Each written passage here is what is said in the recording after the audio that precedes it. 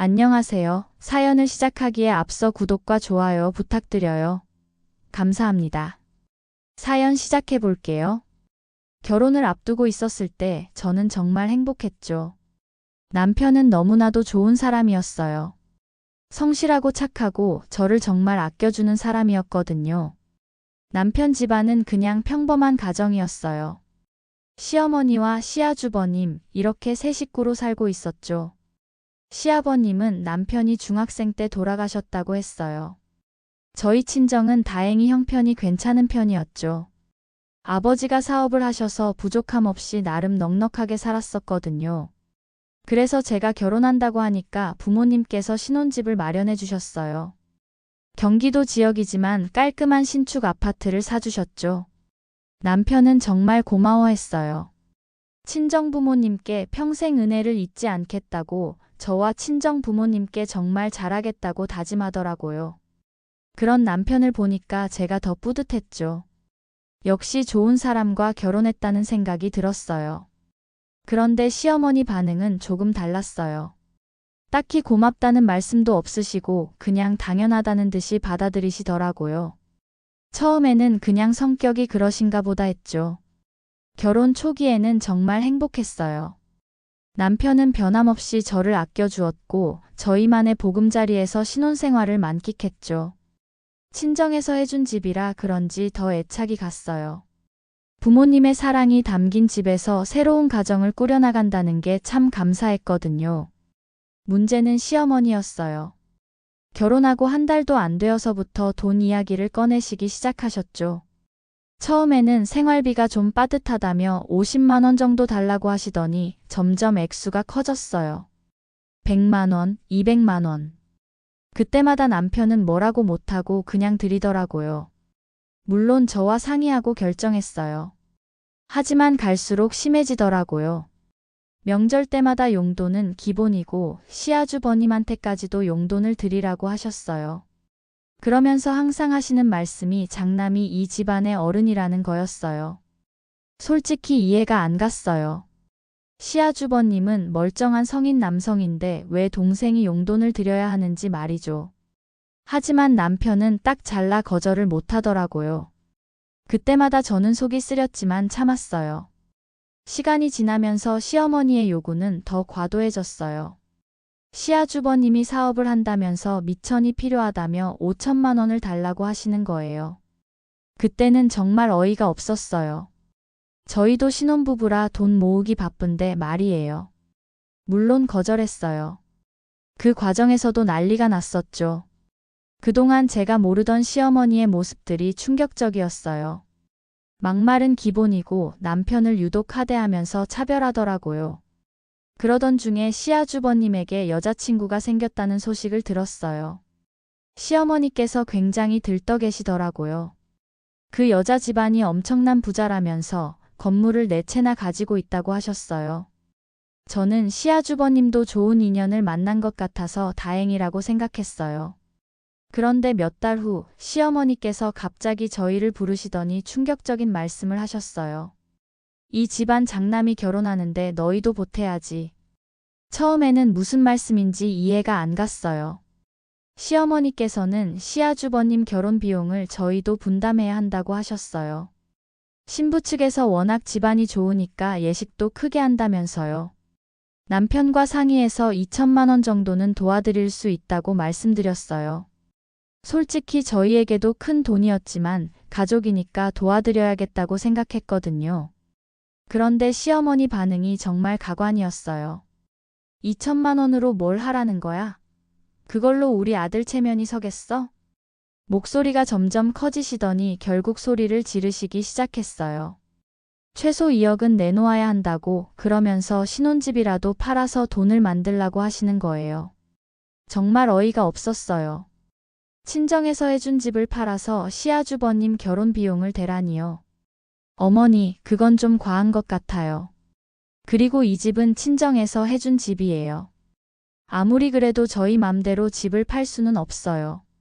저희가 아주버님 결혼 비용 때문에 집을 파는 건 더 말이 안 되고요. 제가 조심스럽게 말씀드렸지만 시어머니는 더 화를 내셨어요. 친정에서 해준 집이니 너희도 꽁으로 얻은 건데. 뭐가 아깝냐면서 큰아들 결혼하는 게 더 중요하지 않냐고 하셨어요. 그러면서 저를 보고 시집 온 년이 어디 감히 시댁일에 함부로 나서냐며 정말 모독적인 말씀까지 하셨어요. 남편도 황당해했어요. 아무리 형이라고 해도 그렇게 무리하게 도와드릴 수는 없다고. 2천만 원도 저희에게는 큰 돈인데 이해해달라고 말씀드렸어요. 하지만 시어머니는 들을 생각이 전혀 없으셨어요. 다 필요 없고 무조건 2억 만들어. 이제 결혼하면 우리 장남도 팔자 피는 건데 배 아파서 그러냐? 정말 기가 막혔어요. 그래서 단호하게 거절했죠. 죄송하지만 그렇게는 못 해드려요. 2천만 원이 저희가 할 수 있는 최선이에요. 그러자 시어머니는 정말 돌변하셨어요. 그동안 참고 있던 게 터진 것처럼 저희에게 온갖 욕설을 퍼부으시더라고요. 그동안 남의 새끼 품어줬더니 은혜도 모르고 어딜 감히. 배은망덕한 새끼. 네가 그러고 잘 살 수 있을 것 같아? 키워준 은혜도 모르고. 애초에 내가 널 거두는 게 아니었는데. 남편의 얼굴이 창백해지는 게 보였어요. 결국 저희는 그렇게 나왔어요. 더 이상 들을 수 없었거든요. 그리고 며칠 후 남편이 저에게 충격적인 이야기를 해줬어요. 사실은 남편은 시어머니와 아주버님과 피가 안 섞였다고요. 처음에는 무슨 말인지 이해가 안 갔어요. 남편이 차근차근 설명해 주더라고요. 시아버님이 재혼을 하셨는데 시어머니가 데려온 아이가 지금의 시아주버님이라는 거였어요.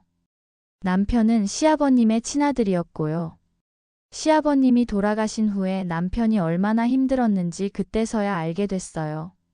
시어머니 눈치를 보며 살아야 했고 시아주버님은 대접을 받는 반면 남편은 늘 뒷전이었다고 해요. 대학도 보내주지 않아서 고등학교 졸업하자마자 일을 시작했고 그렇게 번 돈마저 시어머니가 키워준 값이라며 대부분 가져갔다는 거예요. 그 말을 들으니까 모든 게 이해가 됐어요. 왜 시어머니가 항상 장남이 최고라고 하셨는지, 왜 남편이 그 모든 걸 당연하게 받아들였는지 말이에요. 평생을 눈치밥 먹고 살았더라고요. 남편은 시아버님이 돌아가신 후에 정말 쥐 죽은 듯이 살았다고 해요. 시어머니는 친아들인 시아주버님은 극진히 돌보면서도 남편에게는 정말 냉정했다고 하더라고요. 작은 실수라도 하면 때리는 건 기본이었고 밥도 제대로 안 차려주셨다고 해요. 시아주버님은 용돈도 넉넉히 주면서 남편에게는 한 푼도 안 주셨다고 하더라고요. 남편은 그때를 회상하며 너무 힘들고 외로웠는데 그럼에도 버려지는 게 무서웠다고 말했어요. 그러면서 처가댁에서 나를 가족처럼 받아주는 게 너무 고마웠다고 하더라고요. 그제서야 왜 남편이 저와 친정 부모님께 그렇게 잘했는지 이해가 됐어요. 태어나서 처음으로 진짜 가족의 따뜻함을 느낀 거였던 거예요.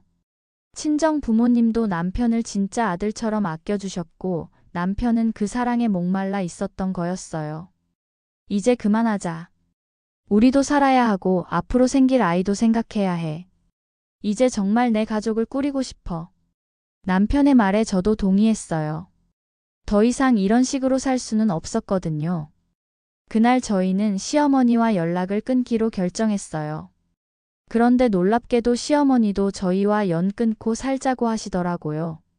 아마도 이제는 아주버님이 결혼만 하면 문제가 없을 거라고 생각한 모양이었어요.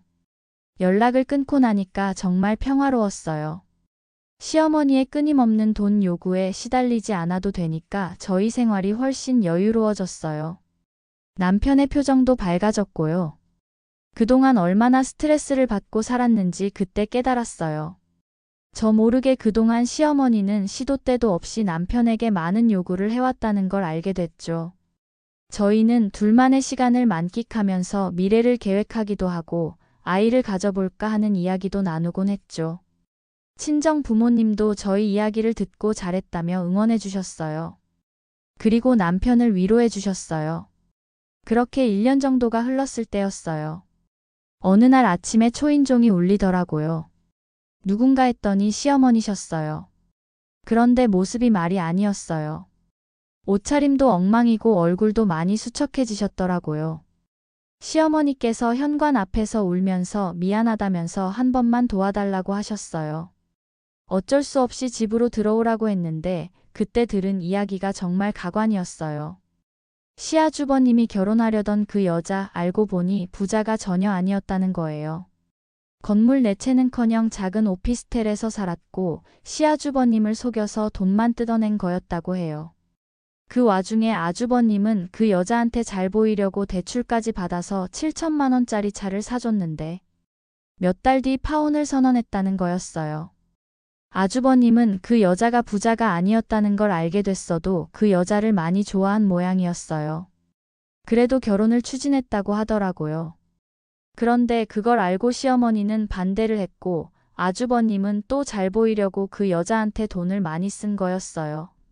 그런데 결국 시어머니 때문인지 그 여자는 파혼을 선언한 거였죠. 그 충격으로 시아주버님은 폐인이 되었다고 했어요. 시어머니를 원망하고 매일 술만 마시다가 나중에는 도박에까지 손을 댔다는 거예요. 빚이 눈덩이처럼 불어났고 결국 시어머니가 살던 빌라까지 팔아서 빚을 갚아줬다고 하더라고요. 지금 단칸방에서 월세로 살고 있어.